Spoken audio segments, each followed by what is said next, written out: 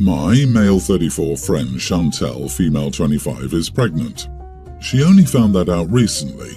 Unfortunately, she found herself being evicted due to rent arrears and has nowhere to go, and the local council won't help her because they claim it's her fault because she refused to pay the landlord. I moved in with my girlfriend a month ago. Evelyn, my girlfriend, female 31, owns her flat. It's got a bedroom, a sitting room, and her home office. I work physically, so I don't need a home office, but she's a translator. She translates books and primarily works from home. When I found out Chantel needed a place to stay, I asked Evelyn, but she refused, claiming she needed her office. I gave her a few days, hoping that she'd understand the difficult position Chantel is in, but she wouldn't budge. So I approached her again, telling her she could work from our bedroom or anywhere, but it's cruel to leave a pregnant young woman alone. She still refused. Told me she's only met Chantel once and Chantel was rude to her. I told her it was the hormones and she shouldn't have taken it personally. She told me I was out of my mind if I thought she'd give up her office for someone who wouldn't even pay rent. I said she couldn't expect a homeless person to pay her rent, and she didn't ask me, so why should my friend? She wasn't happy with that. She told me her answer was final and not to bother her anymore about that. I said I live there too and she must consider my opinion. She replied, "That can change." I told her she was an idiot for saying that, but she replied that I was the idiot for even suggesting something so outrageous. She locked herself in the office to work. I'm furious with her, she's so out of line. I was about to go out with some mates as it was Friday and I vented to one of them and he told me that I was an idiot. I thought I was right, but my mate agreeing with her surprised me and I wondered, was I the idiot? Edit, perhaps I didn't explain properly. Chantel is a vulnerable young woman needing help that Evelyn could easily provide. You want to move a pregnant woman into your girlfriend's flat and have her give up her own office so your rent-dodging friend has somewhere to stay? That's something. Ha ha ha, that's about as absurd an idea as I've heard today. You are the idiot. Is the baby yours? Yeah, I'm like, dude nuking his current relationship, at least the baby better be his, lol, otherwise this man is literally destroying his relationship over something that's absolutely none of his business. Dude, it's been a month since you moved in, and you're trying to take over and move in your pregnant possible side chick who's made herself homeless by refusing to pay rent and whose only interaction with the person who owns the property has been to be rude to them. You should break up with your girlfriend because she would be better off without you. And they'll be living with a newborn. Even in the best of circumstances, that is not a fun thing. They'll probably expect her to be a second mommy and ATM and help with changing, feedings, etc. I was also a bit curious about a friendship between OP, 34, and Chantel, 25. How are you guys friends with such a huge age gap? I hope your girlfriend realizes how pathetic you are and kicks you out. A grown man moving into your girlfriend's flat seems like she's already taking on one bum who doesn't pay rent. You're forcing her to take on another one. You are delusional. You don't understand it. OP's a good guy. Get your own place and let Chantel move in there. Then you can help her get back on her feet. Since you seem to be such a nice and caring guy, maybe buy an old building and turn it into a homeless shelter. Evelyn is obviously not seeing what a caring and compassionate man you are. I can't believe your own friend doesn't even see what a heart of gold you have. The nerve of these people. I can see why Chantel would be rude to Evelyn. She's clearly not charitable enough like you are. I genuinely hope you and Chantel start a non-profit and help others in need with your same level of entitlement. You are the idiot, even if the baby isn't yours. My husband and I meet with a group of friends, 8 people total every Friday. We choose a brewery, meet there for a couple of beers and play games, Cards Against Humanity, Trivial Pursuit. Just a fun night with friends and an all-round good time. We're all in our 30s and 40s, some of us have small kids, others like us are empty nesters. It's an adult-only thing, so the friends in the group with small kids get babysitters so we can have adult time. We went to the brewery last week, about an hour and a half drive for 4 out of the 8 of us that we wanted to try for almost a year. My husband and I got there first and found a large picnic-style table close to the bar while we waited for our group to get there. It was 2 large picnic tables side by side and you could easily fit our group on one table and another large group on the other. While waiting, a woman approached us and asked if she and her group could take the other side of the table. Of course, we told her yes, and she signaled for her friend's partner. He came to the table and he had an infant carrier and was holding a toddler's hand. I immediately looked at my husband and said, it would have been nice for her to mention that they had kids with them. A few minutes after they sat down, the rest of their group, 6 people in total, came to the table, and each of them had kids with them. One of the kids, who was a toddler, was screaming to be put down and immediately started running when they did. I was pretty upset and told the woman that it was really not cool of her to not even mention that their entire group had small children and that there were plenty of other tables that would have accommodated them in the tap room. They ended up moving tables, but not after the friend and partner of the first woman said it was not cool of me to make them move tables. My husband said that I was out of line, and when we told this to our friends, they were split, with half of them agreeing that it was not okay for them to not say anything about the kids, and the others saying that there is no rule against having kids in the tap room, so I should just have let it go. So, am I the idiot for calling out a woman at the brewery?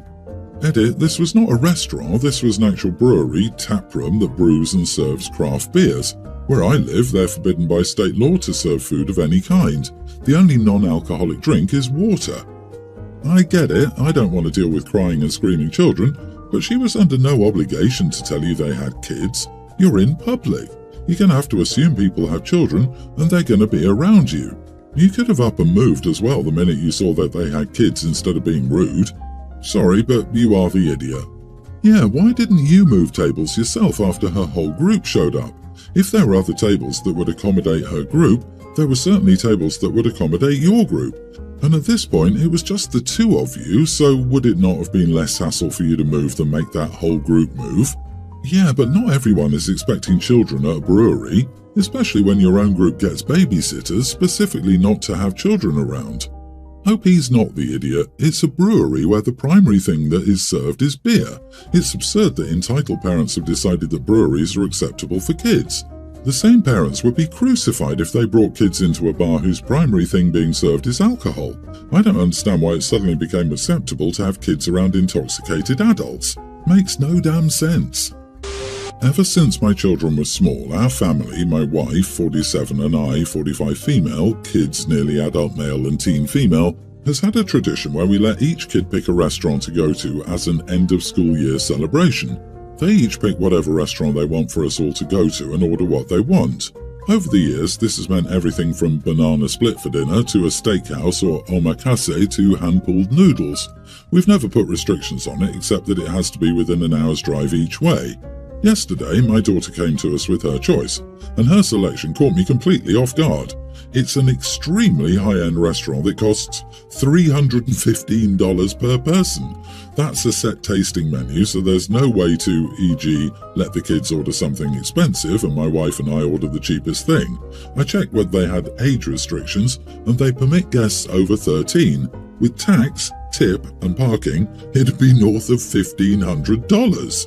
This restaurant is an extreme outlier for our city, so it caught me so off guard. Even the fancy steakhouses here only run $100 per person, even if you order a nice steak, an appetizer for the table, and desserts. We've certainly let the kids pick expensive restaurants before. Still, prior to this, the most expensive things they've ordered were a $55 ribeye or a $60 omakase. We generally budget around $1,000 total for both meals, and anything left over goes into the family vacation fund. My wife and I told her that that was out of our budget, and she got very upset and said we had promised her any restaurant she wanted, which is true, we did say that, and she said I was going back on my word. I said, quite honestly, that it never occurred to me that she could find a $300 per head restaurant, let alone ask to go there, so it didn't occur to me to tell her that it was off limits. She got mad and said I was implying that she was being greedy. I said, I don't think you're greedy, I do think you're being unrealistic. She burst into tears and said she couldn't trust us anymore. My wife and I agree, but my sister, who's very close to my daughter, called me to tell me that it's important to never break a promise to a child. I asked her if she would have anticipated being asked for dinner at the only $300 per person restaurant in a 5-hour radius. She said no, but that's why she'd never make promises to her children. She says I need to apologise and either take her, we can technically afford it if we make cuts to other fun budgets, or apologise and find a way to make it up to her. I want to note that my daughter doesn't generally ask for expensive things. She's never demanded lavish gifts. She's pretty sensible about money, generally speaking, and she's always shown gratitude for the advantages that we all have. So I don't know where this came from. I did ask, and she just said she wanted to try it, and we promised. So, am I the idiot for saying no here? Not the idiot. I don't think you guys are idiots. Your daughter is trying to find a way to push the boundaries of dinner. You have been giving an inch and she's trying to take a mile. This is like telling a kid you'll help buy them a car when they graduate and they want a Lamborghini. That's just not realistic. If the sister is so concerned you're going back on your word, then let her pay for you guys. $300 per person is nothing to scoff at, and that money could be better spent around the house or towards something usable long term. I'd suggest setting a $100 budget per person in the future. Set clearer expectations. I have issues. Your sister is feeding into your daughter's tantrum. Even she herself said she wouldn't do it, so she should understand the severity of that much money being spent on a single restaurant for one family meal. Especially, I would just never make any hypothetical promises to my hypothetical children. Wow, thanks. Great advice.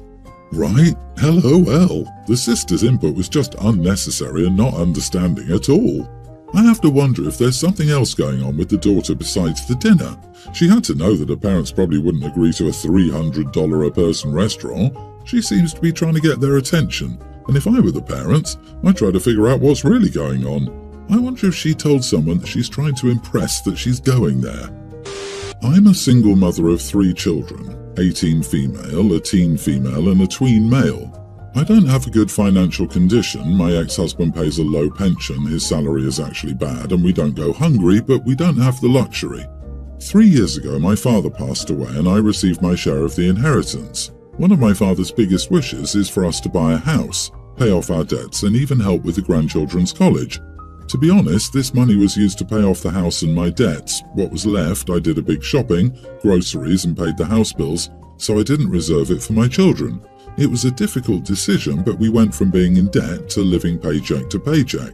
Not ideal, but much better. Since they were young, I told my children that if they wanted to go to college, I couldn't help them if they decided to go to college outside the city, and that they would have to work for it. Still, if they stayed in the city, they wouldn't need it so much because they would live at home. My oldest daughter got into a great college and is looking for jobs in the city, as well as cheap housing and government subsidies for living expenses. An important context. My brother is doing well financially and we don't get along well for random reasons, but our kids are friends. He has a son the same age as mine. In one of her conversations about college with her cousin, she discovered that he had a college fund left with his grandfather's inheritance. I never mentioned to my children that it was my father's desire to help his grandchildren, as it was up to us whether we did that. My daughter, when she found out, said that I could have saved money for the children and they wouldn't have had difficulty in college, in addition to needing government help, or having planned better financially, but that it was selfish to have ignored a grandfather's desire to pay for my things, unlike my brother who prioritized his son. This hurt me a lot as it was a necessary decision, but I told her that I did what was necessary to keep food on the table, and she needed to understand our situation better instead of coming to complain to me about decisions that are wholly mine and not hers about this money. We are not on good terms. She still thinks I made a selfish decision. Am I the idiot? Edit, the debts are credit card expenses because I was unemployed then and I used up my cards for months to have food at home and pay the mortgage so we wouldn't be homeless. And the big groceries purchase was because we needed it after months of having the bare minimum at home.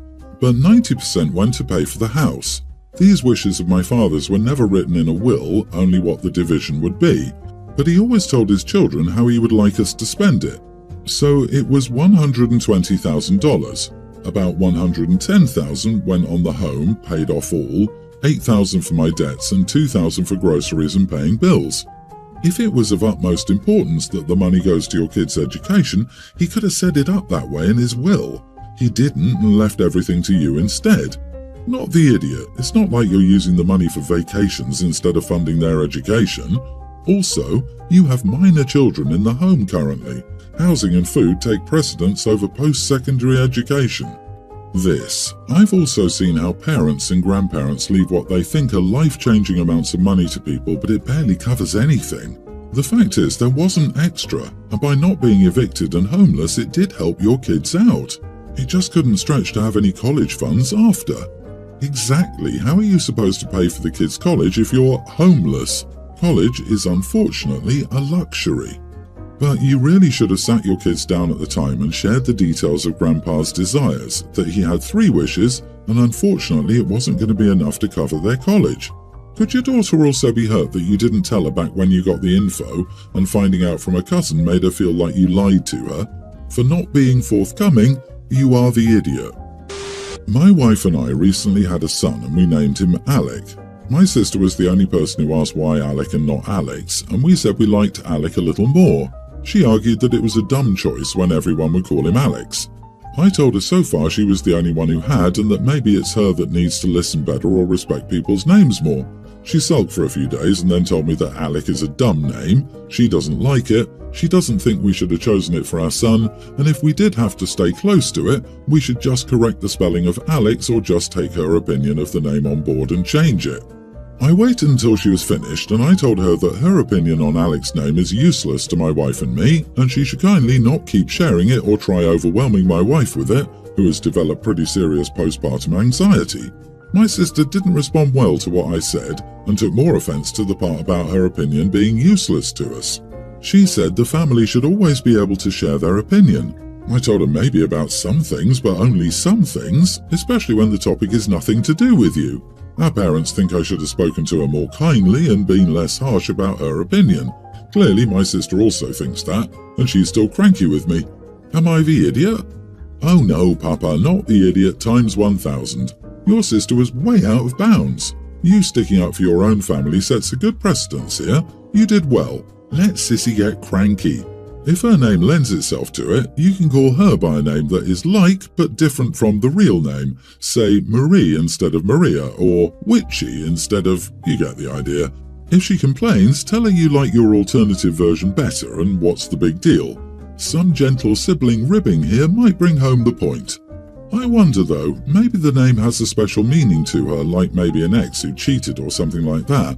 Also, she voiced her opinion. Once was enough. However, what she did later isn't voicing an opinion, it's imposing an opinion and actively trying to control someone's actions, so that opinion will be honoured. OP is way more generous with his patients than I am. I would match her energy and let her know how stupid she was for her unsolicited comments and how even more ridiculous she was for insulting a newborn for his name, and how ridiculously stupid of her to double down. Honestly, if I were OP, I'd go no contact with the sister until she can say the baby's name correctly.